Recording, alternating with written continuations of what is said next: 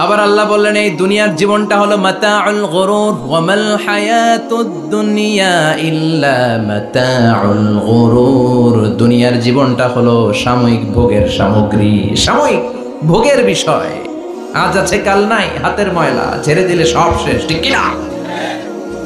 আবার আল্লাহ বললেন এই দুনিয়ার জীবন হলো লাইবুন ওয়া লাহবুন ওয়া মাল হায়াতুদ দুনিয়া ইল্লা লাইবুন ওয়া লাহবুন। দুনিয়ার জীবন হলো খেলতামাশা, মরলে সব শেষ হয়ে যাবে। চিল্লায় বলেন ঠিক কিনা? ওরে এভবের রঙ্গ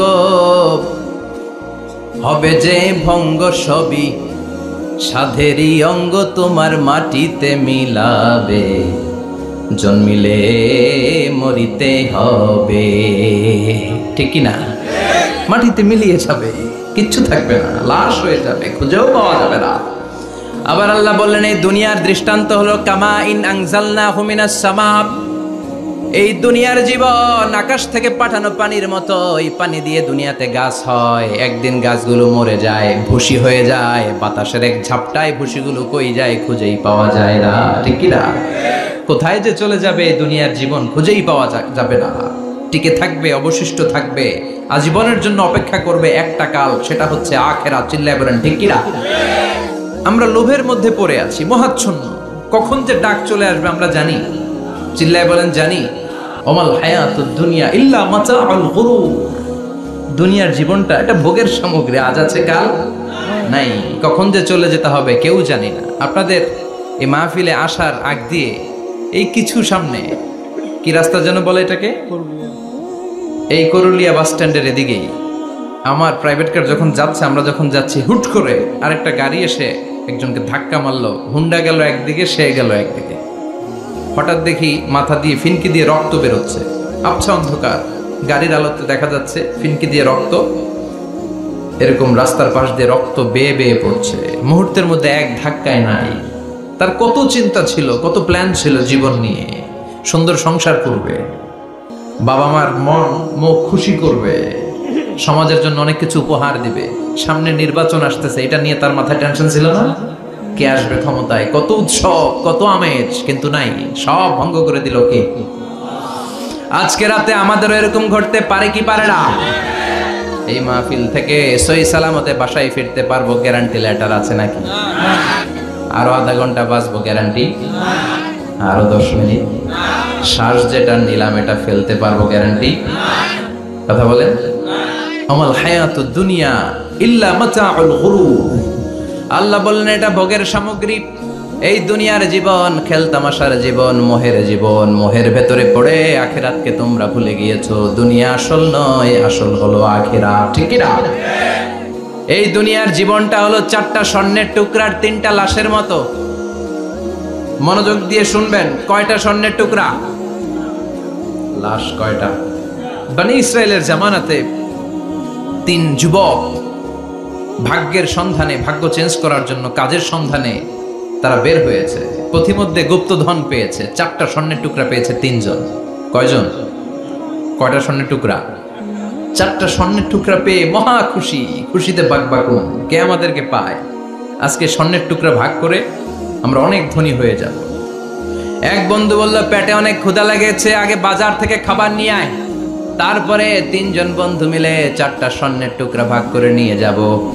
এক বন্ধুকে বাজার থেকে রুটি কিনে আনানোর জন্য পাঠিয়েছে। বাকি 2 বন্ধু এবার বসে বসে পরামর্শ করে, ওইটারে যদি মেরে ফেলতে পারি ভাগ বটোয়ারার দরকার নাই, তুই নিবি 2টা, আমি নিব 2টা। সহজ হয়ে গেল না? ও নিবে 2টা, এ নিবে 2টা, আর ওটার মেরে ফেলবো। যেটা রুটি আনতে গেছে ওটা মনে মনে ভাবে রুটিতে যদি বিষ মিশাতে পারি। কি মিশাতে পারি?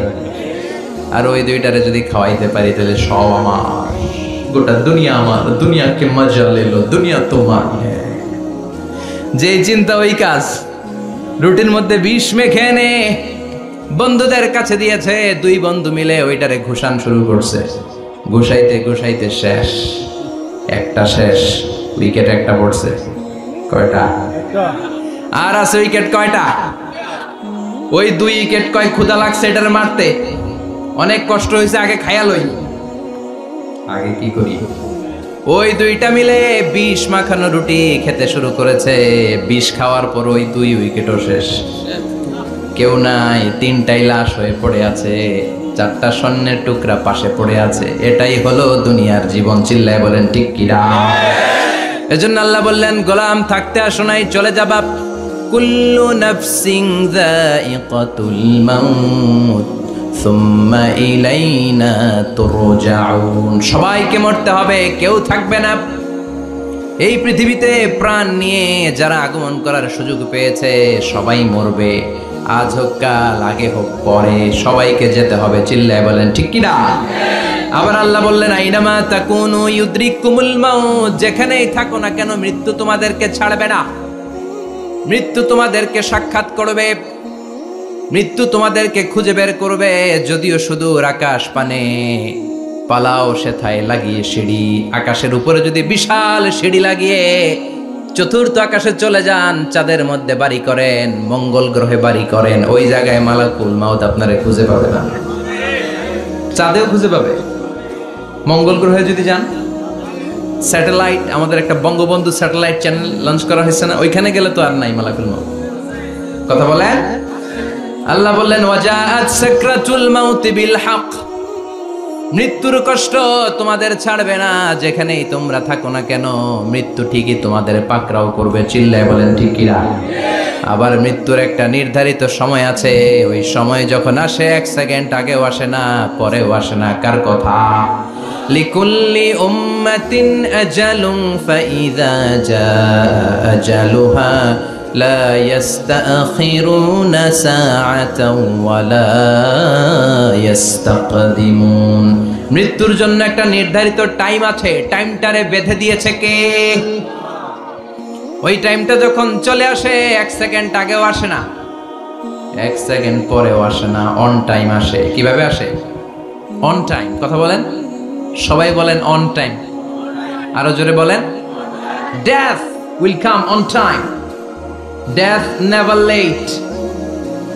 মৃত্যু যখন আসে অন টাইমে আসে, নির্ধারিত একটা সময় আসে, ওই সময়ের আগেও আসে না, পরেও আসে না। 1 সেকেন্ড আগেও আসবে না, পরেও আসবে না। মনে করেন আপনাকে রব্বুল আলামিন 60 বছরের হায়াত দিয়েছে, আপনার বয়স এখন 50 বছর, আরো বাকি কয় বছর? এখন গোটা বিশ্বের সবাই মিলে যদি আপনারে মারতে চায়, কিছু করতে পারবে নাকি? কথা বলেন। আবার রব্বুল আলামিন আজ রাত 12টায় আপনার হায়াত কেড়ে নিবে। মালাকুল মাউত এসে রূহ কবজ করবে। দুনিয়াতে আর থাকার কোনো পারমিশন আপনার নাই, থাকার কোনো সুযোগ নাই। গোটা বিশ্বের সবাই মিলে যদি আপনারে রাখতে চায়, রাখতে পারবে নাকি? কথা বলেন। চলে যেতে হবে। এই পৃথিবীতে আসার একটা সিস্টেম থাকে, যাওয়ার কোনো সিস্টেম নাই, ঠিক কি না? আসার সময় আগে আসছে আমার দাদা, তারপর আমার বাবা, তারপরে আমি, তারপরে আমার ছেলে, তারপরে আমার নাতি, তারপরে তার ছেলে, ঠিক কি না? তার মানে আসার একটা সিরিয়াল আছে, যাওয়ার কোনো সিরিয়াল আছে নাকি? কথা কন। নাকি সিস্টেম দাদা আগে আসছে, দাদাই আগে যাবে, নাতি যেতে পারবে না? কথা বলেন। দাদার আগে নাতি মরে, এরকম আছে না নাই? মায়ের আগে মেয়ে যায়, আছে না নাই? মুরব্বী বাজানেরা বেঁচে থাকে, আমাদের মতো যুবকগুলো অ্যাক্সিডেন্টে মারা যায়, আছে না নাই? আবার অসুস্থরা বেঁচে থাকে, সুস্থরা মরে যায়, আছে না নাই? হাসপাতালে রোগীগুলো বেঁচে থাকে, ডাক্তার মরে যায়, আছে না নাই? উখিয়াতে তো ডাক্তার মরে না, দিকেও ডাক্তার মরে। ওনারা না বাঁচায় মানুষরে? হ্যাঁ হ্যাঁ, আল্লাহ বাঁচায়, ডাক্তার হচ্ছে ওয়াসিলা। চিল্লা এখন ঠিক কিনা? তার মানে এই দুনিয়ার থেকে চলে যাওয়ার কোনো সিরিয়াল থাকে না, মরে যাওয়ার সিরিয়াল থাকে না, আসার একটা সিরিয়াল থাকে, যাওয়ার কোনো সিরিয়াল থাকে না। কি বলেন? জোরে বলেন। আবার চলে যাওয়ার কোনো ভরসা নাই, 1 সেকেন্ডের মধ্যে সব হয়ে যায়। একটা সঙ্গীত আছে না, 1 সেকেন্ডের নাই ভরসা, ভঙ্গ হবে রং তামাশা, চক্ষু বুঝিলে হায়রে দম ফুরাইলে। চিল্লায় বলেন ঠিক কিনা? এই গানের যিনি সিঙ্গার ছিলেন, আমরা তখন ছোট, ফিরোজ শাহ বা ফিরোজ শাহ নামের। 1 সেকেন্ডের নাই ভরসা, ভঙ্গ হবে রং তামাশা, চক্ষু বুঝিলে হায়রে দম ফুরাইলে। এই গানটা উনি গাইতে গাইতে স্টেজে মারা গিয়েছিলেন। দেখেন নাই? মুরব্বীরা জানবেন। তার মানে মৃত্যুর গান গেতে গেতেও অনেকে মৃত্যুবরণ করে, এরকম আছে না নাই? অনেকে খাওয়ার টেবিলে বসে মারা যায়, আছে না নাই? ফুটবলার ফুটবল খেলতে খেলতে মরছে, দেখেন নাই? ক্রিকেট খেলতে খেলতে মইরা যায়, আছে না নাই? রেসলিং খেলতে খেলতে মারা যায়, দেখেন নাই? হ্যাঁ, এরকম ভিডিও দেখা যায় যে প্রতিপক্ষকে রেসলিং খেলায় মারতে মারতে শেষ, এখনই জিতে যাবে, হঠাৎ করে তাকায় আছে, কিচ্ছু বোঝে না, হঠাৎ করে জমিনে উল্টে পড়ে যায়, রেফারি এসে মাটিতে বাড়ি মারে, আর লড়ে না, আছে না? রেফারি কি করে? মাটিতে বাড়ি মারে, এতক্ষণ সে জিতে যায়, এখন আর নড়েই না। তাকাতে তাকাতে দুনিয়া থেকে নাই। অনেক টেলিভিশনের নিউজ রিপোর্টার রিপোর্ট করতে করতে নাই, দম ফুরাইলে ঠুস শেষ হয়ে যায়। অনেকে অ্যাক্সিডেন্টে মরে, সড়ক দুর্ঘটনায়, অনেকে বিমান দুর্ঘটনায় মরে, আকাশে মরে না? অনেকে পানিতে ডুবে মরে, অনেকে আগুনে পুড়ে মরে, অনেকে ক্রস ফায়ারে মরে, আছে না নাই? আবার অনেকে রাত্রিবেলা বিছানায় ঘুমোতে যায়, সকালে আর ওঠে না। কত ধরনের মরণ! আল্লাহ তুমি আমাদেরকে ভালো মরণ দিও, ইমানি মরণ দিও। ইমানের পথে অবিচল থেকে আমার মরণ যেন হয়, ইমানের পথে অবিচল থেকে আমার মরণ যেন হয়। তোমারই কাছে মিনতি আমার, তোমারই কাছে মিনতি আমার, মহামহিম দয়াময়। ইমানের পথে অবিচল থেকে আমার মরণ যেন হয়। চিল্লায় পড়ে না আমিন। তার মানে কে কোথায় মরবো আমরা কেউ জানি নাকি? ওমা তাদরি নাফসুম বিআইয়ি আরদিন তামুত, কোন জায়গায় মরবা, কখন মরবা কেউ আমরা জানি না, কিন্তু মরবো সবাই জানি, ঠিক কি না? কুল্লু নাফসিন যায়িকাতুল মাউত, প্রত্যেকটি আত্মার মৃত্যুবরণ করতে হবে, এটা আমরা সবাই জানি। The most certain thing in life is death, but the most uncertain thing in our life is the time of death. এ জীবনের সবচেয়ে সুনিশ্চিত বিষয় হলো মরণ, সবচেয়ে অনিশ্চিত বিষয় হলো মরণের সময়। চিল্লা এখন, ঠিক কিনা? মরবো যে আমরা সবাই জানি, কিন্তু কোথায় মরবো আমরা কেউ জানি? জানি আমরা সবাইকেই মরতে হয়, জন্মালেই মরতে হবে, চলে যেতে হবে, থাকা যাবে না। এটাই হলো পৃথিবীর পদ্ধতি। জীবনের সবচাইতে নির্মম ঘটনা হচ্ছে মরণ, সবচাইতে ভয়ঙ্কর অভিজ্ঞতা। কোন প্রাণীর জন্য সর্বোচ্চ এবং সবচাইতে ভয়ঙ্কর অভিজ্ঞতা হচ্ছে মৃত্যু। এবং এত ভয়ঙ্কর অভিজ্ঞতা, এই অভিজ্ঞতাটা কারো কাছে শেয়ার করে যাওয়া যায় না। মরার সময় কেউ বলে যেতে পারছিল আমার মরতে এমন লাগছে, কইতে পারছে? কেমন লাগছে বলতে পারে? বলা যায় না। তার আগেই চলে যেতে হয় শৈশব, কৈশোর, যৌবন, বার্ধক্য, প্রৌঢ়ত্ব, হ্যাঁ, বয়সের ছাপ, কালো চুল দাড়ি সাদা হয়ে যাওয়া, দাড়ি চুলের শুভ্রতা, দুর্বলতা। This is the circle of life. ছোট্ট ছিলাম, বড় হলাম, সিঙ্গেল ছিলাম, ডাবল হলাম, তারপরে বাবা হলাম, তারপরে শ্বশুর হলাম, তারপরে নানা হলাম, তারপরে চলে যেতে হবে। This is the circle of life. চিল্লায় বলেন ঠিক কিনা? এই যে মুরব্বীরা, দাড়ি পাকা মুরব্বী যারা আছে, আপনারা কি মনে করছেন মায়ের পেট থেকে এরকম মুরব্বী হয়ে বেরিয়েছিল? কিরকম বের হয়েছিল? তারাও ওয়া ওয়া করেছে। এরাও ফিডার খাইতো, এই চাচারা খায় নাই? এরাও ফিডার খেত, এরাও মায়ের বুকের দুধ খেত, এরাও ছোট্ট বাচ্চাদের মতো গরমকালে পানির মধ্যে ডুবাইতো। স্কুল ফাঁকি দিয়ে বাচ্চারা ডুবায়, আছে না নাই? উখিয়াতে এরকম নাই? ছোট্ট বাচ্চা ছিল, বড় হলো, বার্ধক্যে উপনীত হলো। This is the circle of life. চলে যেতে হবে। বিশ্বনবী বললেন আমার উম্মতি মা বাইনা 60 ইলা 70, আমার উম্মতের গড় বয়স হলো 60 থেকে 70। এই উম্মতের গড় বয়স কত? 60 থেকে 70। ওয়া আকাল্লুহুম মাইয়াজুজু যালিক, অল্প কিছু মানুষ আছে যারা 70-এর বেশি হায়াত পায়। এখানে 70-এর বেশি আছেন কারা? হাত তোলেন দেখি তো। কয়জন? একজন, দুইজন, তিনজন। মাশাআল্লাহ, আল্লাহ আরো হায়াত দেখ, আল্লাহ এদেরকে আরো হায়াত দারাজ করুক। চিল্লায় বলেন আমিন।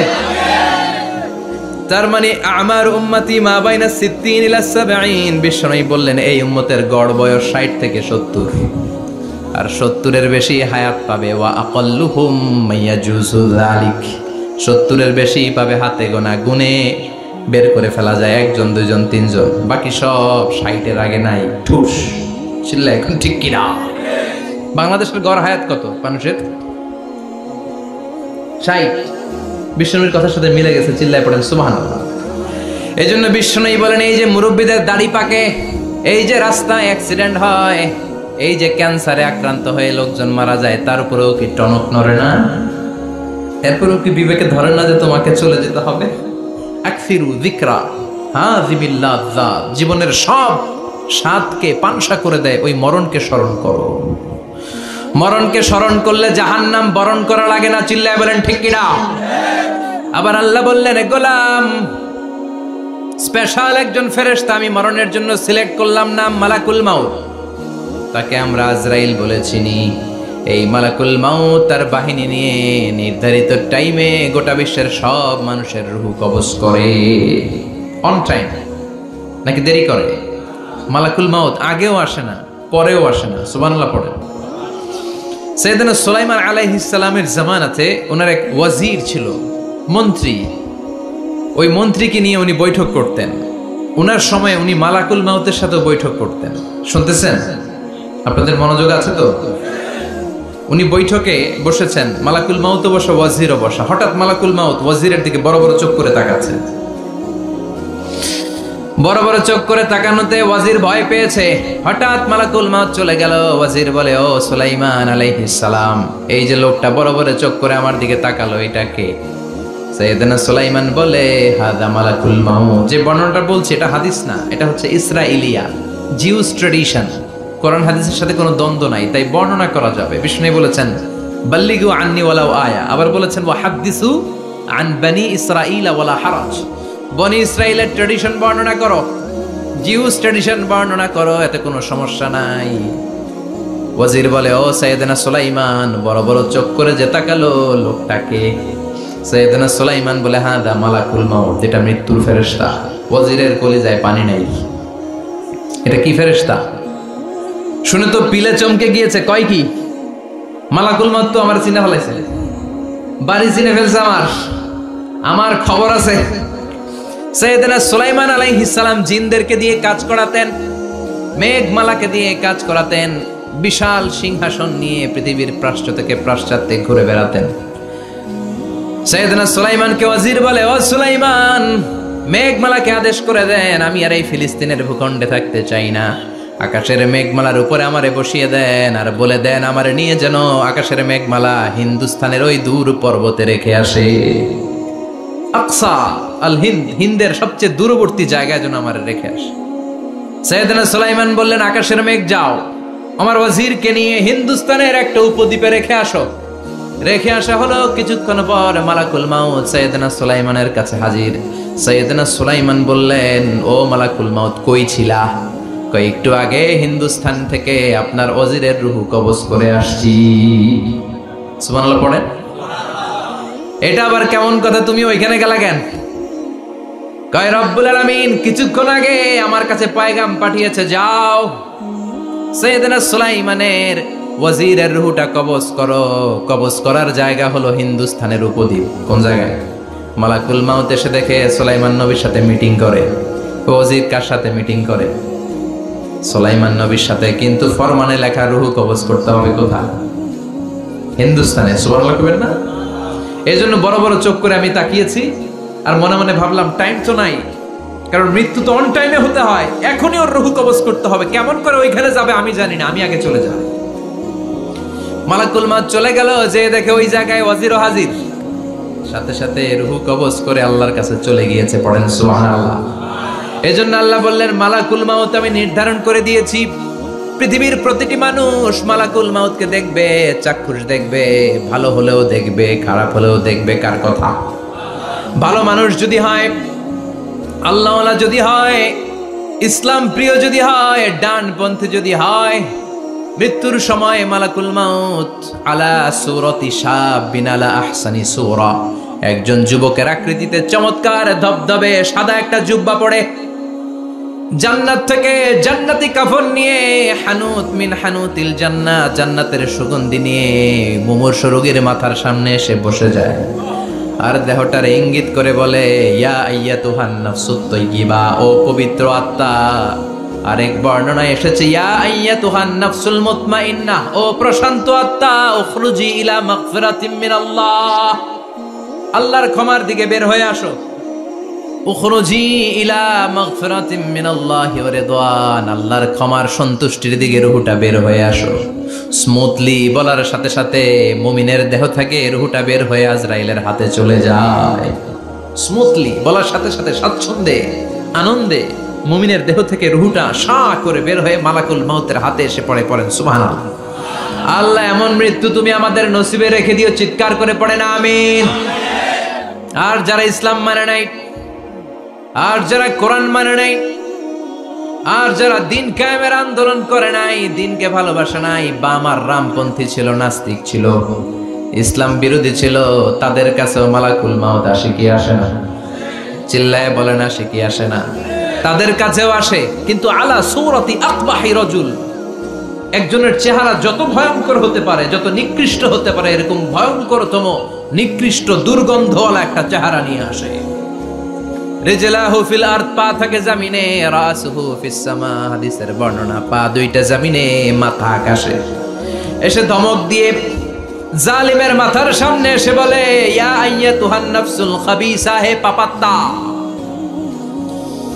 হে অপবিত্র আত্মা, উখরুজি ইলা সাখাতিল্লাহি ওয়া গাদাবিহি, আল্লাহর রাগের দিকে, আল্লাহর অসন্তুষ্টির দিকে বের হয়ে আয়। মালাকুল মাউতের এই অর্ডার পাওয়ার সাথে সাথে রূহটা কিন্তু বের হয় না। মুমিনের রূহকে ডাক দিলে যেমনি স্মুথলি বের হয়, কাফিরের রূহ এভাবে বের হয় নাকি? কথা বলেন। রূহটা ডানে যায়, ফাতাতাফাররাক, একবার রূহটা ডানে যায়, আবার রূহটা বায়ে যায়, আবার সামনে যায়, পায়ে যায়, হাতের মধ্যে ঢুকে ডানে বায়ে যায়। মালাকুল মাউত আবার ধমক দিয়ে বলে ইয়া আইয়াতুহান নাফসুল খাবিসা, পাপাত্তা বের হয়ে আয়। রূহটা আবার ডানে যায়, বায়ে যায়, সামনে যায়, পেছনে যায়। এবার ঘপাস করে মালাকুল মাউত রূহকে ধরে টান মারে। সারা দেহটা থেকে প্রাণ রস সিক্ত করতে করতে দেহ থেকে রূহটাকে টেনে হিচড়ে বের করে আনে। আর মুমূর্ষু রোগীটা চিৎকার মারতে থাকে, পড়েন না আউযু বিল্লাহ। একটা জীবন্ত ছাগলের চামড়াগুলো জবাই না দিয়ে কেউ যদি টেনে টেনে বের করে, ছাগল জবাই হয় নাই কিন্তু চামড়া এক পাশ থেকে টেনে টেনে টেনে হিচড়ে আপনি গা থেকে বের করলে যত কষ্ট হয়, এর চেয়েও বেশি কষ্ট দিয়ে মালাকুল মাউত বামপন্থী আর কাফেরদের রূহটা দেহ থেকে বের করে আনে, পড়েন না আউযু বিল্লাহ। আমাদের রূহটা যেন আল্লাহ মুমিনদের রূহ আপনি যেভাবে কবজ করান, ওইভাবে যেন আমাদের রূহটা বের হয়ে আসে। আরো জোরে পড়েন আমিন। এজন্য আল্লাহ বললেন বাল তুসিরুনাল হায়াতাদ দুনিয়া ওয়াল আখিরাতু খায়রুন ওয়া আবকা, পাগলের মতো মোহাচ্ছন্ন হয়ে এই দুনিয়াটার পেছনে ছুটে বেড়াও, এই দুনিয়া আসল নয়, আখিরাত হলো আসল। চিল্লায় বলেন ঠিক কিনা? অস্থির, আমরা ব্যস্ত দুনিয়ার লোভে আর মোহে পড়ে আমাদেরকে যে মরতে হবে, চলে যেতে হবে, এটা ভাবার সময় আমাদের নাই। চিল্লাই কোন ঠিক কিনা? এজন্য বলা হয় মুতু ক্বাবলান তামুতু, মরার আগে একবার মরো।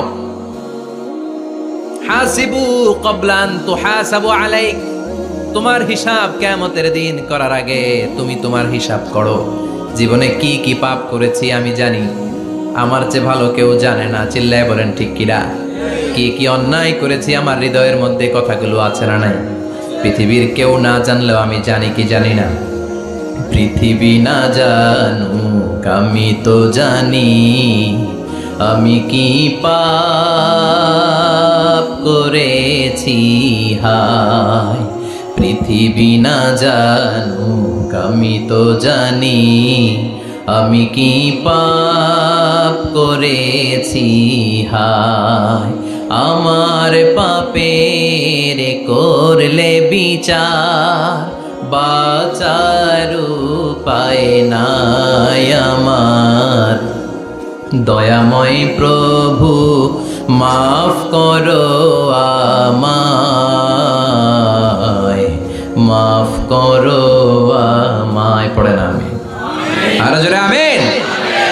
এজন্য হাসিবু ক্বাবলা আন তুহাসাবু আলাইক, তোমার হিসাব বসার আগে নিজে হিসাব করো কি কি করলা।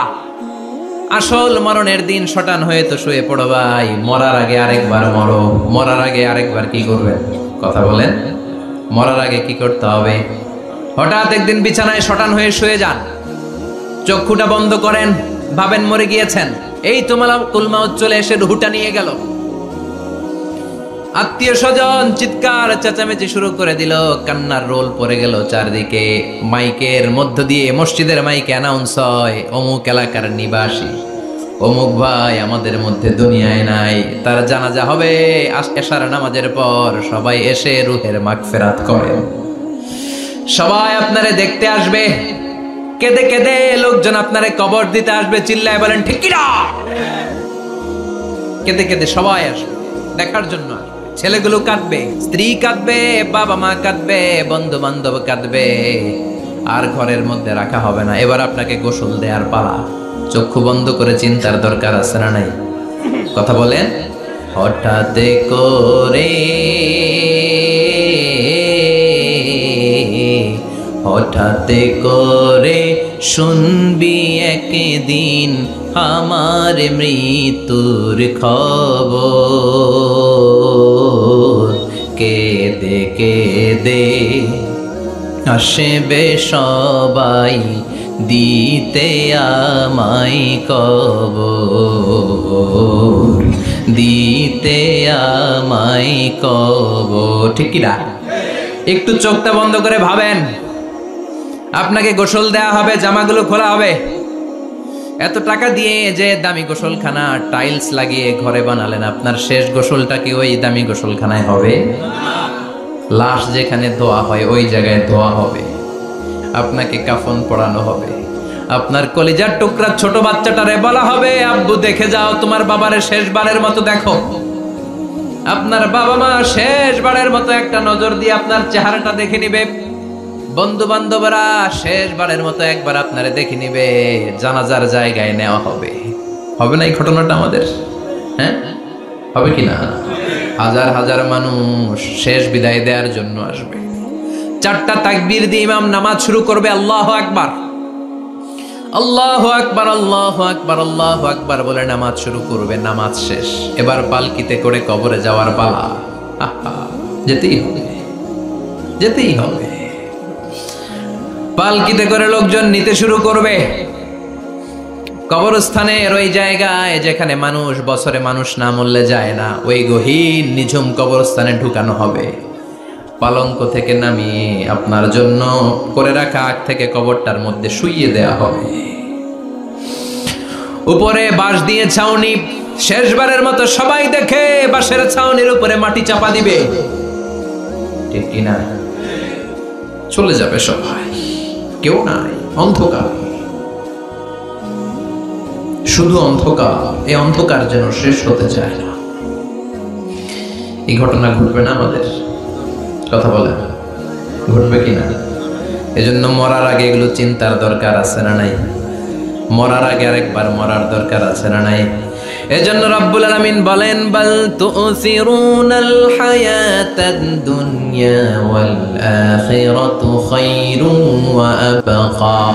এই দুনিয়ার জীবনটাকে তোমরা আসল জীবন মনে করো, এটা আসল জীবন নয়। আসল জীবন হলো কবরের জীবন। চিল্লায় বলেন ঠিক কিনা? আল্লাহ তোমার এই দুনিয়ায়,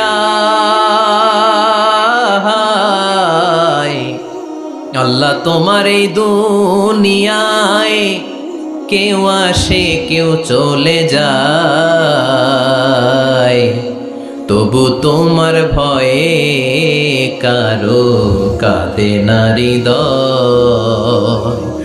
এই দুনিয়াতে আমার বদলে গেল মন। চারিদিকে দেখি শুধু সুখেরই স্বপন। ভাবলো না মন আল্লাহ ছাড়া,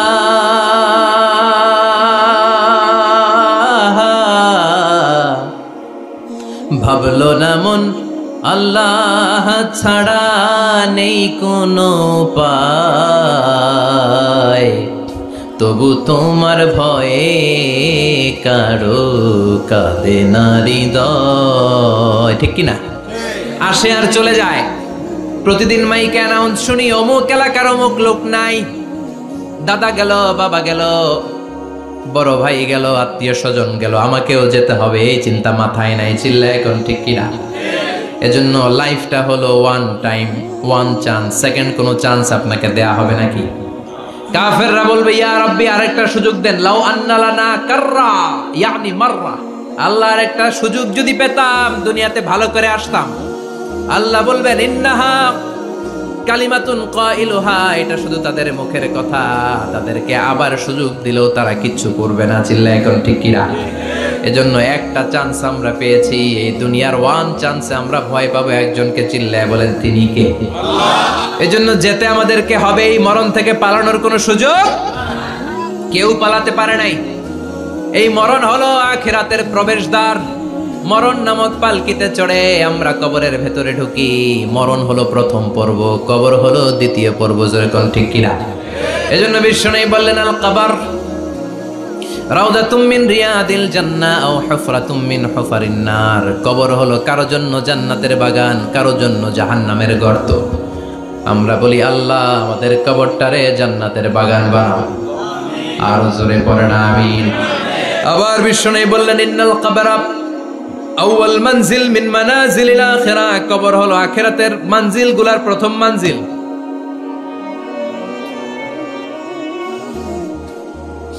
আখিরাতে একটার পরে একটা অনেকগুলো স্টেশন আপনাকে পার হতে হবে। প্রথম স্টেশনটার নাম হলো কবর। প্রথম স্টেশনের নাম কি? এই কবর নামক স্টেশনে যদি আপনি মাফ পেয়ে যান, সামনের সব স্টেশনগুলোতে মাফের ব্যবস্থা করবে কে? আল্লাহ। আর কবর নামক স্টেশনে যদি ধরা খেয়ে যান, আপনার মায়ের আছে না নাই?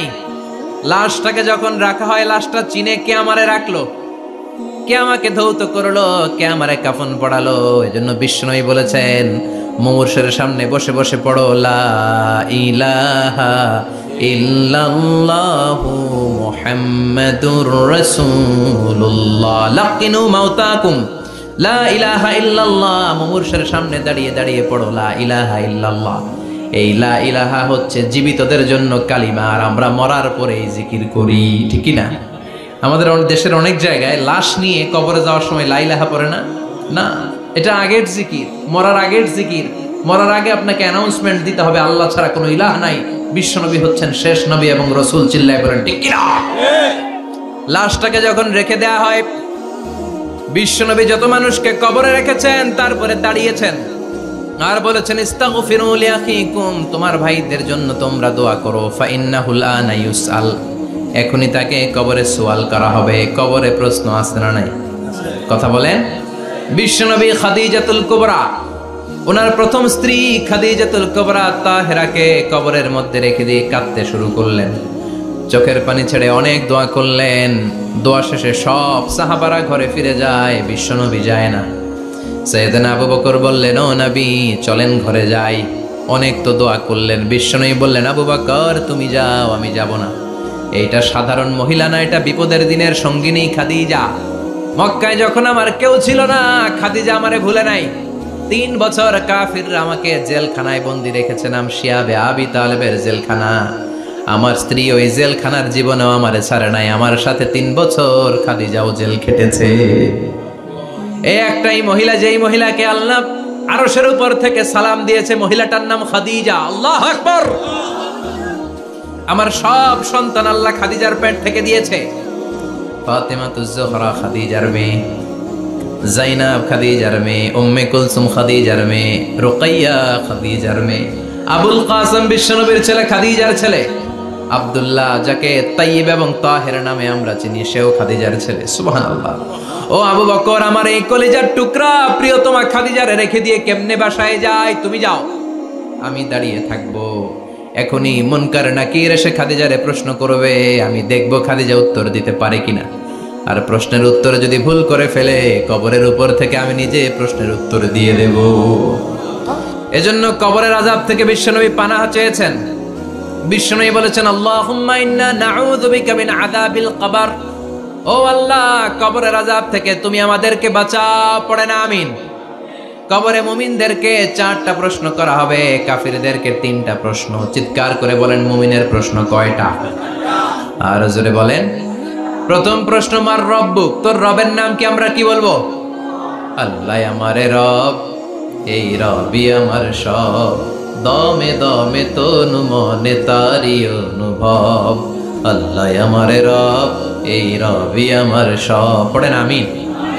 দ্বিতীয় প্রশ্ন, আমার দিন, উত্তর দিনের নাম কি? ধর্মের নাম কি? তৃতীয় প্রশ্ন, মান হাযার রাজুল, এই লোকটাকে কে? আমরা বলবো মুহাম্মদ সাল্লাল্লাহু। 3টা প্রশ্নের উত্তর যখন আপনি কবরে করে দিতে পারবেন, অতিরিক্ত একটা প্রশ্ন, ওয়ামা ইলমুক, এই যে 3টা প্রশ্নের উত্তর পাল্লা, কেমন করে উত্তর জানলা? কোত্থেকে শিখেছো? নকল করে আনছো কাফনের কাপড়ে? পরীক্ষার হলে নকল আছে না নাই? হাতে নকল আছে না? পায়ে নকল, মুজার ভিতরে নকল আছে না নাই? মোবাইলে নকল আছে না নাই? নকল থেকে আল্লাহ তুমি বাঁচাও। আরো আসতে কোন আমি। কিভাবে জানলা? কেমন করে 3টা প্রশ্নের উত্তর শিখলা? What is the source of your knowledge? তথ্যসূত্র কি? আপনাকে বলতে হবে আমি যেই কিতাবটা থেকে শিখেছি কিতাবটার নাম কি? চিল্লায় বলেন কি নাম? এই কিতাবটা হলো কোরআন। আপনাকে বলতে হবে কোরআন থেকে আমি শিখেছি, বিশ্বনবীর হাদিস থেকে আমি শিখেছি। 4টা প্রশ্নের উত্তর যখন পারবেন, ফেরেশতারা বলবে আহলান সাহলান, খুশ আমদেদ, কংগ্রেচুলেশন, বাহ বাহ, তুমি তো চমৎকার পেরেছো। ফায়ুফসাহু লাহু কবরুহু ৭০ যিরাআন, মুমিন বান্দার কবরটা ৭০ হাত লম্বা করে দেয়া হবে। ইফতাহু লাহু বাবুন ইলাল জান্নাহ, জান্নাতের দিকে তার কবর থেকে একটা দরজা বানিয়ে দেয়া হবে।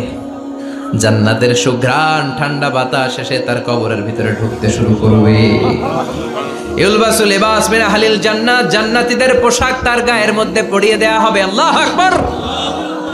আর বলা হবে নাম কানাউমিল আরুস, বাসর রাতে বর যেমনি কনেকে নিয়ে ঘুমিয়ে যায়, তুমিও একটা ঘুম দাও। আলহামদুলিল্লাহ পড়ে মুমিন বান্দা আনন্দের একটা ঘুম দিবে। ইসরাফিলের সিংগার আওয়াজ ছাড়া পৃথিবীর কোনো কিছুই তার আগে ঘুম ভাঙতে পারবে না। আল্লাহ আমরাও যেন সেদিন কবর একটা মজার ঘুম দিতে পারি, তুমি তৌফিক দাও। জোরে পড়েন আমিন। এবার বামপন্থী নাস্তিক আর কাফেরদের পালা, ইসলাম বিদ্বেষীদের পালা, আলেম ওলামাদের শত্রুদের পালা, ইসলামকে যারা বিজয়ী শক্তি হিসেবে মানতে পারে নাই তাদের পালা। চিল্লায় এখন ঠিক কিনা? ওদেরকেও একই প্রশ্ন, রব কে? ওরা বলবে আমি জানি না। আমাদের উত্তর আল্লাহ। ওরা বলবে আমি কিচ্ছু জানি না, আমি সব ভুলে গেছি, আমার মাফ করে দেন, আমি কিছুই জানি না।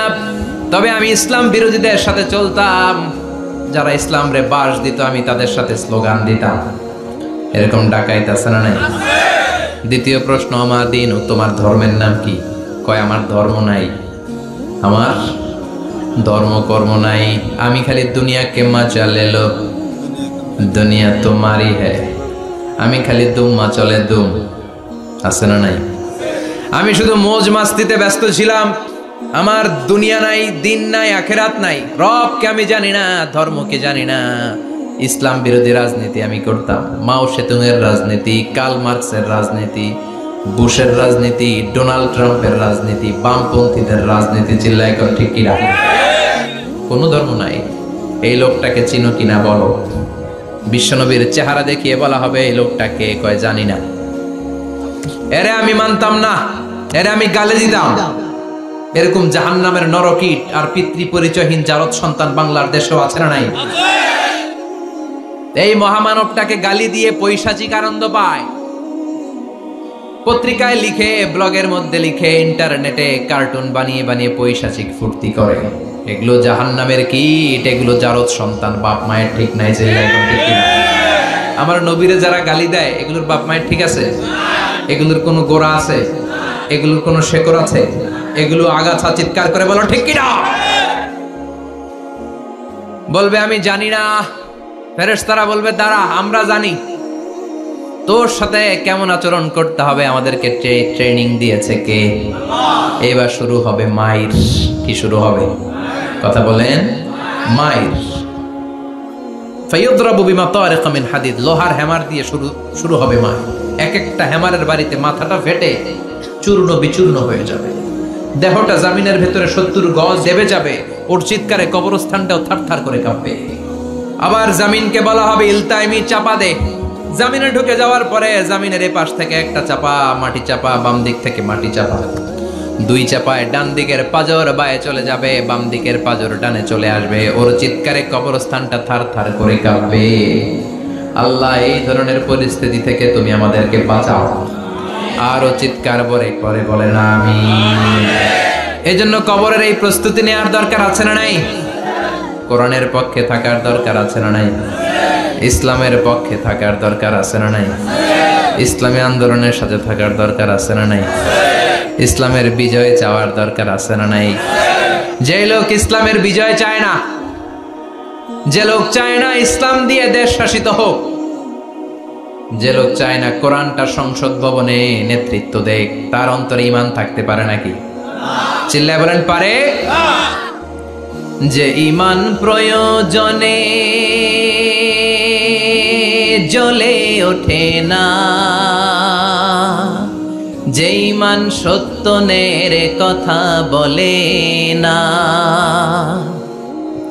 যে ঈমান প্রয়োজনে জ্বলে ওঠে না, যে ঈমান সত্য ন্যায়ের কথা বলে না, যে ঈমান বাস্তবে নাই, যে ঈমান অন্তরে নাই, মুখে শুধু ফাঁকা বলি, কি করে তারে বলো ঈমানে বলি, কি করে তারে বলো ঈমানে বলি, কি করে তারে বলো ঈমানে বলি।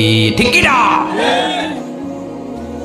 যে ঈমান দিন কায়েমের আন্দোলনের ধার ধারে না, যে ঈমান লেবাসধারী কোরআন হাদিস তাও পড়ে না, যে ঈমান খাজার নামে মাজার করে ফুলুস কামায়, আছে না নাই? উখিয়াতে নাই? উখিয়াতে মাজার আছে নাকি? সাগর পারে এগুলো থাকে, এগুলোর সাথে ইসলামের সম্পর্ক আছে? কথা বলেন আছে? যে ঈমান খাজার নামে মাজার গড়ে ফুলুস কামায়, যে ঈমান শিরকিয়াতের আমল করে ভীত না হয়, যে ঈমান বাস্তবে নাই, যে ঈমান ময়দানে নাই, মুখে শুধু কথার কলি, কি করে তারে বলো ঈমানে বলি, কি করে তারে বলো ঈমানে বলি, কি করে তারে বলো ঈমানে বলি। চিল্লায় বলেন ঠিক না? এজন্য ঈমানের দাবি হচ্ছে অন্যায়কে প্রতিরোধ করতে হবে, হকের পক্ষে থাকতে হবে। এটাই তো মুমিন, যে ইসলামকে বিজয়ী শক্তি হিসেবে দেখতে চায়, যে কোরআনের আইন চায়, যে কোরআনের রাজ চায়। চিল্লায় বলেন ঠিক না? এজন্য আমরা আল্লাহর কাছে কামনা করি, আল্লাহ তুমি আমাদেরকে ঈমানের মৃত্যু দাও, তুমি আমাদেরকে কবরের সব প্রশ্নগুলো সহজ করে দাও। পড়ে না আমিন? আরো জোরে পড়ে না আমিন? এজন্য আল্লাহ বললেন বাল তুসিরুনাল হায়াতাদ দুনিয়া ওয়াল আখিরাতু খায়রু ওয়া আবাকা। ও আমার গোলাম, দুনিয়ার এই জীবনটাকে তোমরা আসল জীবন মনে করো, এই জীবন কিন্তু আসল জীবন না, আসল জীবন হলো আখিরাতের জীবন। কোন ঠিক কি না? এই জন্য মৃত্যু থেকে যতই পালাও, পালিয়ে বেঁচে থাকতে পারবা নাকি? পারা যাবে? চিল্লায় বলেন। কোন নবীরা পারছে? আদম আলাইহিস সালাম মৃত্যু থেকে বেঁচে গেছে না? মরছে? কথা বলেন না। উনি পৃথিবীর একমাত্র মানুষ যিনি জানতেন যে উনি কতদিন বাঁচবেন। সুবহানাল্লাহ পড়ে। উনি জানতেন উনি কতদিন বাঁচবেন। কেন আল্লাহ জানালেন? এর কারণ মৃত্যু কি এটা উনি জানেই না, কেমনে মরে দেখেই নাই, কষ্ট কি জানে না। আমরা আমাদের দাদাকে মরতে দেখেছি, বাবাকে মরতে দেখেছি, মামাকে মরতে দেখেছি, মরণের কত কষ্ট আমরা দেখি, এজন্য ভয় আছে না নাই? আদম আলাইহিস সালামের দাদা আছে নাকি? বাবা, মামা, খালু, শালা আছে নাই? এজন্য মৃত্যু যে কেমন এটা উনি জানতেন না। এজন্য আল্লাহ জানিয়ে দিলেন, আদম পৃথিবীতে তুমি 1000 বছর বাঁচবে। আলফু সানা। লাম্মা খালাকাল্লাহু আদম ওয়া কানা তুলুহু 60 যিরাআন। বুখারীর বর্ণনা, সাইয়েদনা আদম আলাইহিস সালামকে বানানোর পরে আল্লাহ 60 হাত লম্বা বানালেন। কয় হাত? জোরে বলেন, আরো জোরে। 60 হাত লম্বা। এরপরে ওনার ঔরসে পৃথিবীতে যত নারী আসবে, পুরুষ আসবে রূহের জগতে, সবগুলো রূহকে বসিয়ে দিলেন বৈঠকে। সুবহানাল্লাহ। বিশাল কনফারেন্স রুম। আমরাও ছিলাম না? আমাদের রুহুটাও ছিল। সাইয়েদনা আদম বললেন, আল্লাহ এরা কারা? আল্লাহ বললেন, আদম এগুলো সব তোমার সন্তান। সাইয়েদনা আদম অবাক দৃষ্টিতে অপলক নয়নে নিজের সন্তানদের রূহগুলো দেখতেছিলেন। দেখতে দেখতে হঠাৎ একটা রূহকে ভালো লেগে গেল। বললেন, আল্লাহ এটা কার রূহ? আল্লাহ বললেন, এটা দাউদ আলাইহিস সালামের রূহ। পড়েন সুবহানাল্লাহ। আল্লাহ এটাকে দেখতে বড় ভালো লাগে, কার রূহ? এটা তোমার ছেলে নবী হবে, নবী দাউদের রূহ। কাম উমরু, আল্লাহ দুনিয়াতে সে কয়দিন বাঁচবে? আল্লাহ বললেন, 40 সানা, 40 বছর। কয় বছর? সবাই বলেন কয় বছর? 40 বছর। সাইয়েদনা আদম বললেন, মাবুদ আমার এত সুন্দর কলিজার টুকরা সন্তান দাউদ আলাইহিস সালামকে দুনিয়াতে মাত্র 40 বছর আপনি কেন দিলেন? আল্লাহ, প্রথম মানুষ এবং নবী হিসেবে আপনার কাছে ফরিয়াদ করি, আমার ছেলে দাউদের বয়স বাড়ায়া দেন। আল্লাহ কয়, না, হাদা কদ কুতিবা, এটা লেখা হয়ে গেছে। রুফিআতিল আকলাম ওয়া জাফফাতিস সুহুফ, লিখে ফেলছি, কালি শুকায় গেছে, এটা চেঞ্জ করা যাবে? সাইয়েদনা আদম বললেন, আল্লাহ আমি বাঁচমু কয় বছর? কয় তুমি থাকবা কয় বছর? আলফুসানা, 1000 বছর। মনে আছে? আল্লাহ আমার 1000 বছরের দরকার নাই, আমি আমার 1000 বছর থেকে 60 বছর আমার ছেলে দাউদরে আমি দিয়ে দিলাম। আদম আলাইহিস সালামের 1000 বছর থেকে 60 বছর যদি দান করে দেয়, ওনার আর কত রইল? 940। আর 60 বছর যদি দাউদ নবীর 40 বছরের সাথে যোগ দেয়া হয়, উনি পেলেন কয় বছর? 100। সাইয়েদনা আদম পৃথিবীতে আসলেন, এসে থাকতে শুরু করলেন। দিন গড়িয়ে রাত আসে, মাস গড়িয়ে বছর আসে, বছর যায় বছর আসে। ঠিক 940 বছর পর মালাকুল মাউত আদম আলাইহিস সালামের কাছে আসলেন। বললেন, আনা মালাকুল মাউত ওয়াক্কিলা বিকুম, আপনাদের জন্য আল্লাহ আমাকে বানিয়েছে রূহ কবজ করতে। ও আদম, আবুল বাশার, পৃথিবীর প্রথম মানব, প্রথম নবী, আপনার সময় শেষ, রেডি হন। কি হন? খেলা শুরু হবে, এখনই রূহ কবজ করে নিয়ে যাব। সাইয়েদনা আদম বলে, এখন আসছো কেন? আমার আরো 60 বছর বাকি আছে। মালাকুল মাউত বলে, না, আপনি রূহের জগতে আল্লাহর কাছে আপনার সন্তান দাউদকে কয় বছর দিয়েছিলেন? 60 বছর। এজন্য 940 বছর আপনার জন্য লেখা। আমি এখন আপনার রূহ কবজ করতে চাই। সাইয়েদনা আদম বলে, আমি মানি না, আমি কাউকে দেই নাই।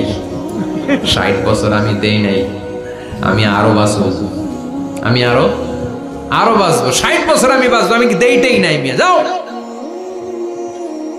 মালাকুল মাউত আল্লাহর যে বলে, আল্লাহ দেয় নাই বলে, আসলে ভুলে গেছে।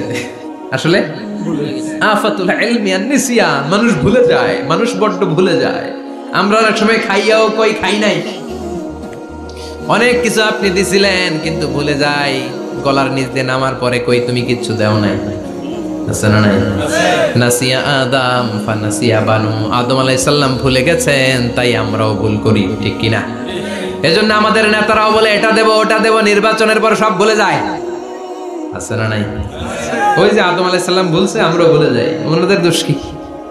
ভুলে যায়, বেমালুম ভুলে যায়। আল্লাহ বললেন, মালাকুল মাউত আর জোরাজুরি করো না।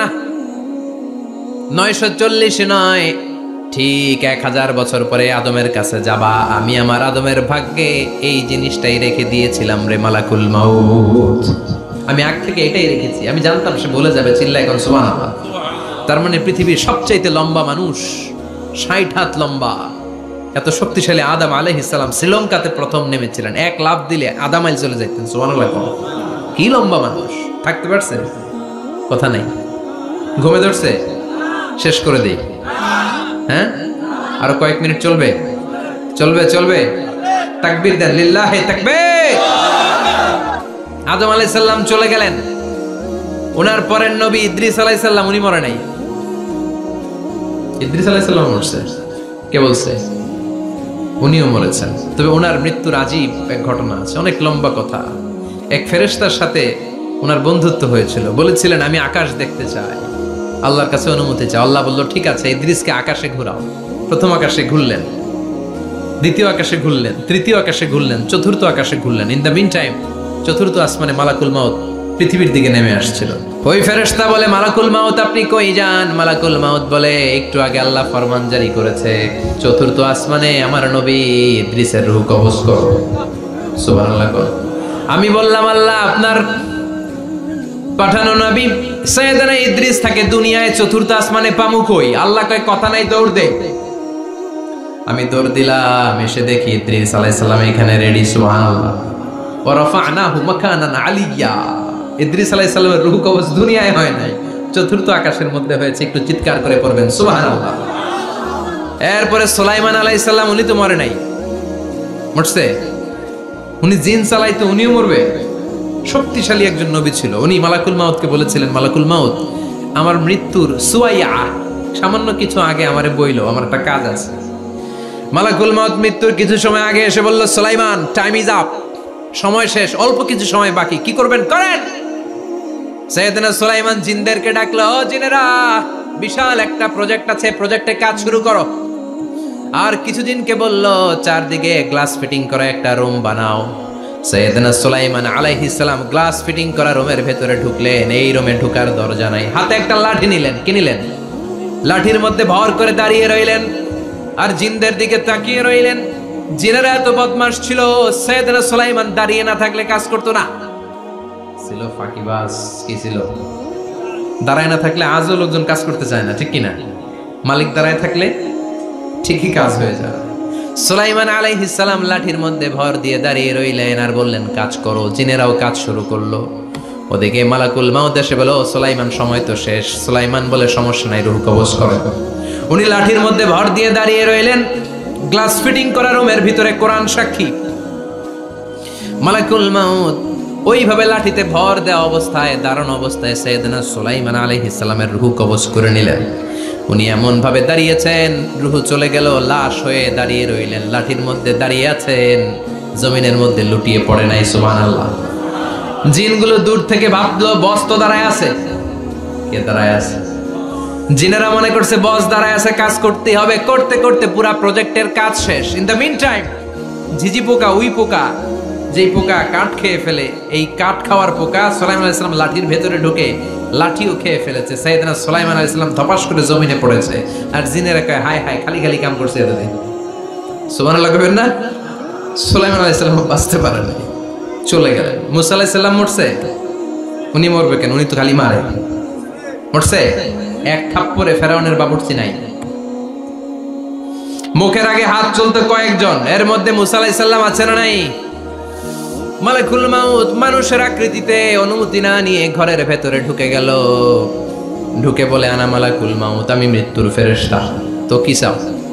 জিতু আন আকবাদা রূহাক, আপনার রূহ কবজ করতে আসছি। কিন্তু মুসা আলাইহিস সালাম দেখতেছেন দিব্য একজন মানুষ, কি দেখে? আবার সালাম দেয় নাই, অনুমতি নিয়েও ঢুকে নাই। ওমিয়া, অনুমতি নিয়ে ঘরে ঢোকার দরকার আছে না নাই? মুসা আলাইহিস সালামের মেজাজ বড় গরম। উনি বললেন, কি করবি? কয়, আপনারে মারবো। কয়, এদিকে আয়। মালাকুল মাউত মনে মনে ভাবে, এতদিন সব মানুষগুলো আমারে দেখলে দিত দৌড়, আজকে মনে হয় আমারে দিতে হবে দৌড়। এক পা আগায়, দুই পা পেছায়, সাহস করে সামনে গেলেন। আবার মুসা আলাইহিস সালাম দিলেন এরকম থাপ্পড়। ফাসাক্কাহু ফাফাকু আইনা, বুখারীর বর্ণনা, এক থাপ্পড়ে চোখ নাই। ঠিকই মালাকুল মাউত দৌড়, এক দৌড়ে আল্লাহর কাছে। আল্লাহ বললেন, রাখো, এটা মুসা আলাইহিস সালাম, তার মেজাজ বড্ড গরম, আমাকে কথা বলতে হবে। আল্লাহ বললেন, মুসা, বুখারীর বর্ণনা, গরুর পিঠের উপর হাত রেখে দাও। রাখা হলো। তোমার হাতের নিচে গরুর যত পশম, প্রত্যেক পশমের বিনিময়ে এক এক বছর করে হায়াত বাড়িয়ে দিলাম। মুসা আলাইহিস সালাম অনেক চালাক নবী। উনি বললেন, আল্লাহ, আমার হাতের নিচে যদি গরুর 2000 পশম থাকে, তার মানে 2000 বছর হায়াত বাড়িয়ে দিলেন। কিন্তু এক্সট্রা হায়াত যখন শেষ হয়ে যাবে, এরপরে কি হবে? আগে ওইটা বলেন। আল্লাহ বললেন, সুম্মাল মাউত, তারপরে তো মুসা মরতেই হবে, আসতেই হবে। সাইয়েদনা মুসা আলাইহিস সালাম বললেন, ফাল আনা, তাহলে আর দেরির দরকার নাই, এখনই আমি আপনার কাছে চলে যেতে চাই। মালাকুল মাউত মুসা আলাইহিস সালামের রূহ নিয়ে উড়াল দিলেন। সুবহানাল্লাহ। বাঁচতে পারছে? বিশ্বনবী মরে নাই, উনি ইন্তেকাল করেছেন। চিল্লা এখন, ঠিক কিনা? ইন্তেকালের আগে বিশ্বনবী প্রচন্ড অসুস্থ হলেন। মা আয়েশারে ডেকে বললেন, আয়েশা, মনে হয় আমি বাঁচবো না। ওই যে খায়বার বিজয়ের দিন, খায়বার দুর্গ বিজয় করার পরে এক ইহুদি মহিলা আমার দাওয়াত দিয়েছিল। ওই দাওয়াত খেতে যাওয়ার পরে গোশতের মধ্যে বিষ মাখানো হয়েছিল রে আয়েশা। ওই বিষ মাখানো খাসির গোশত খেয়ে যে ব্যথা আমার পেটে উঠেছিল, আজ আবার সেই ব্যথা উঠেছে। বিশ্ব নবী ওই বিষ খাওয়ানো গোশতের কারণে ইন্তেকাল করেছেন, তার মানে বিশ্ব নবী শাহীদ। জামা আল্লাহু বাইনা নবুওয়া ওয়া শাহাদা, আল্লাহ বিশ্ব নবীকে শুধু নবী বানায় নাই, শহীদ হিসেবে কবুল করেছে। সুবহানাল্লাহ কইবেন না? প্রচন্ড অসুস্থ, উনি ছাড়া মসজিদে নববীতে কেউ ইমামতি করার সাহস পায় না। বিশ্বনবী বললেন আবু বকর তুমি যাও, আবু বকরও যায় না। বিশ্বনবী বললেন পানি আনো, বিশ্বনবী পানি দিয়ে ওযু করলেন, ওযু করে কয়েকজন সাহাবীকে ধরে উঠতে চাইলেন, আবার ধপাস করে বেহুশ হয়ে পড়লেন। বিশ্বনবী উঠতে পারে না, আবার বললেন ঠান্ডা পানি আনো, পানির ভেতরে বিশ্বনবী 2 হাত ঢুকিয়ে দিয়ে ঠান্ডা ভিজা হাত দিয়ে চেহারার মধ্যে মাসে করলেন আর বললেন ইন্নালিল মাউতিলা সাকারাত, হায়রে মৃত্যুর কি যন্ত্রণা, হায়রে মৃত্যুর যে কি কষ্ট। ও মিয়া, বিশ্বনবী যদি মৃত্যুর কষ্টে কাতরায়, আমাদের অবস্থা কি? আমাদের নসিবে কি আছে? আল্লাহ তুমি বাঁচাও, পড়ে না আমিন। বিশ্বনবী কাঁদছেন, সাহাবারা একের পর এক দেখতে আসে, কান্নার রোল পড়ে গেল চারদিকে। বিশ্বনবীর কলিজার টুকরা নয়নের পুটুলি সাইয়্যিদাতুনা ফাতিমা বিশ্বনবীর কান্না সহ্য করতে পারে না, বিশ্বনবীকে ধরে সাইয়্যিদাতুনা ফাতিমা কান্নাকাটি শুরু করে দিলেন আর বললেন ওয়া কুরবাবা, ওয়া কুরবাবা, হায় হায় আমার বাবার কি কষ্ট, আমার বাবার কি কষ্ট হচ্ছে। বিশ্বনবী বললেন ফাতেমা তুমি কেঁদো না, আমার কষ্ট আজকের পরে আর থাকবে না, আজকে তোর বাবার সব কষ্ট বন্ধ হয়ে যাবে। কি যেন কানে কানে বললেন, ফাতেমা আরো কেঁদে দিল, আবার কানে কানে কি যেন বললেন, ফাতেমা হেসে দিল। বিশ্বনবীর ইন্তেকালের অনেক পর মা আয়েশার কাছে ফাতেমা বললেন আমি যখন প্রথমে কেঁদেছিলাম আব্বা বলেছিল আমি আর বাঁচব না রে ফাতেমা, আবার কানে কানে একটা কথা বলার পরে হেসেছিলাম, আব্বা বলেছিল আমার পরে আমার পরিবার বর্গের মধ্য থেকে সর্বপ্রথম তোমার সাথে আমার দেখা হয়ে যাবে রে ফাতেমা। অল্প কয়েক মাসের ব্যবধানে সাইয়্যিদাতুনা ফাতেমা উনিও ইন্তেকাল করলেন। বিশ্বনবী শোয়া থেকে উঠতে পারে না, এক সাহাবীকে দেখলেন মেসওয়াক করছে, বিশ্বনবী মেসওয়াকের দিকে তাকিয়ে রইলেন, বিশ্বনবীর নিথর দেহটা পড়ে আছে। আয়েশারা যে বলবে আয়েশা মেসওয়াক দাও, বলতে পারে না। মা আয়েশা বুঝতে পেরে মেসওয়াক আনলেন, বিশ্বনবীকে মেসওয়াক করিয়ে দিলেন। এবার বিশ্বনবী বললেন ও আবু বকর শোনো, আল্লাহ আমাকে অপশন দিয়েছে। কি দিয়েছে? আল্লাহ বলেছে নবী আজীবন থাকতে চাইলে থাকেন, আর আসতে চাইলে চলে আসেন। আমি থাকতে না চেয়ে আল্লাহর কাছে চলে যাওয়ার ইচ্ছা করলাম। সাইয়েদনা আবু বকর কান্না জুড়ে দিলেন। বিশ্বনবী বললেন আসসালাত আসসালাত, ও আমার উম্মতেরা নামাজ তরক করো না। ইন্তেকালের আগে বললেন নামাজ ছেড়ে দিও না, আর বললেন ওয়ামা মালাকাত আইমানুকুম, তোমাদের অধীনস্থ কর্মচারীদের সাথে খারাপ আচরণ করো না। ঘাম শুকানোর আগে পয়সা দিয়ে দিও। আর হাত দুটো উঁচু করে বললেন আল্লাহুম্মা ইলার রাফিকিল আলা, ও আল্লাহ আমি আপনার কাছে যেতে চাই। এই কথাটা বলে বিশ্বনবীর হাত দুইটা থপাস করে জমিনে পড়ে গেল, বিশ্বনবীও চলে গেলেন। থাকতে পেরেছে কেউ? চিল্লায় বলেন। এজন্য আমরা আল্লাহর কাছে ইমানি মৃত্যু চাই। কি মৃত্যু? আমরা উত্তম মৃত্যু চাই। চিল্লায় বলেন কি মৃত্যু? এজন্য মরণের আগে ইমান নিয়ে মরার দরকার আছে না নাই? বিশ্বনবী দোয়া করতেন আল্লাহুম্মা রযুকনা হুসনাল খাওয়াতিম, ও আল্লাহ আমাদের শেষটা যেন ভালো হয়। শেষ কথা বলি, এদিকে তাকান, মনোযোগ আছে? বলতেন আল্লাহুম্মা রযুকনা হুসনাল খাওয়াতিম, ও আল্লাহ আপনি আমাদেরকে ইমানের মৃত্যু দেন, আমাদের শেষটা ভালো করেন। কারণ সব ভালো তার শেষ ভালো। জানেন না এটা আপনারা? সব ভালো তার শেষ ভালো। আজীবন ইসলামের পক্ষে, আজীবন নামাজি মুত্তাকি, মরার আগে কাফের হয়ে মরে, এরকম আছে না? আবার আজীবন কাফের, ইসলামের বিরোধী, ইন্তেকালের আগে কালিমা পড়ে সব মাফ করায়, আছে না নাই? বিশ্বনবীর শ্বশুর আবু সুফিয়ান, নাম শুনছেন? বদরের যুদ্ধে বিশ্বনবীর বিরুদ্ধে, মক্কায় বিশ্বনবীর ঘুমাতে দেয় নাই, উহুদের যুদ্ধে বিশ্বনবীর সাথে ফাইট, খন্দকের যুদ্ধে বিশ্বনবীর সাথে মারামারি, আহজাবের যুদ্ধে কিলাকিলি, সারাটা জীবন বিশ্বনবীর সাথে মারামারি, মক্কা বিজয়, কালিমা পড়ে মুসলমান হয়েছে। গোটা জীবনে যা অন্যায় করেছে সব মাফ করে দিয়েছে কে? এজন্য আমরা আল্লাহরে বলি আল্লাহ কালিমাটা পড়তে পড়তে যেন আমরা মরতে পারি। চিৎকার করে পড়ে না আমিন। জিহাদের ময়দানে এক সাহাবা যুদ্ধ করতে লাগলেন। বুখারীর বর্ণনা, যুদ্ধ করতে করতে কাফেরদেরকে মারতে মারতে, হাদিসের ভাষ্য লা ফাযা ওয়ালা শাযা ইল্লা ইয়াদরিবুহা বিসাইফি, তার সামনে যত কাফের আসে সে কচুকাটা করে। অন্য সাহাবীরা খুশি হয়ে যায়, অন্য সাহাবীরা বলে আজকের সব সওয়াব এই সাহাবী পেয়ে যাবে। কিন্তু বিশ্বনবী হঠাৎ করে একটা কথা বললেন, ওই কথা শুনে সাহাবীরা অবাক। বিশ্বনবী বললেন হুয়া ফিন্নার, ও জাহান্নামে যাবে। কই যাবে? জিহাদের ময়দানে এক মুজাহিদ সাহাবী কাফিরদেরকে মেরে শেষ, কিন্তু বিশ্বনবী বললেন কই যাবে? কথা কয় না। এক সাহাবী কয় ঘটনা কি? এত বড় মুজাহিদ ফি সাবিলিল্লাহ কেন জাহান্নামে যাবে? আমি লুকিয়ে লুকিয়ে দেখি। লুকিয়ে লুকিয়ে ওই সাহাবী দেখে মুজাহিদ সাহাবী যুদ্ধ করতে করতে কাফিরদের বিশাল একটা ঘাটির ভেতরে ঢুকে গেল। মারতে মারতে মারতে মারতে হঠাৎ এক কাফেরের আঘাতে এই মুজাহিদ সাহাবীর ডান হাতটা কাটা পড়ে গেল। এবার ডান হাত দিয়ে ফিনকি দিয়ে রক্ত বের হতে শুরু করলো। মুজাহিদ সাহাবী আর যন্ত্রণা সহ্য করতে পারে না।